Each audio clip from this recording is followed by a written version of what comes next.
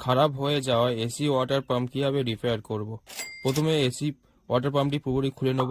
ভিতর থেকে রোটার অপশন এবং ম্যাগনেটটি আমরা কিছু দ্বারা বার করে নেব। দেখা যাচ্ছে আমার যেটি দুটি ভেঙে গিয়েছে। এবার একটা জিআই তার নেবো, যেটা ম্যাগনেটটির ভিতর টাইট ভাবে ফিটিং হবে।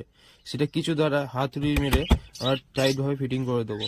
এবার এর ওপর এই যে রোটার অংশটা আছে সেটা ওইভাবে হাতুড়ি মেরে আমরা টাইট করে দেবো, যাতে এটি কোনোভাবে খুলে না যায়। এবার মোটরটির ভিতর ফিটিং করে দিয়ে দেখে নেবো ঠিকঠাক আছে।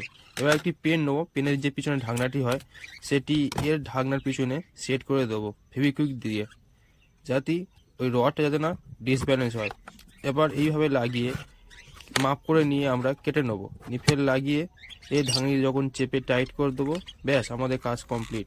এবার আমরা চেক করে নিতে পারি কেমন হবে। দেখা যাক কেমন হলো।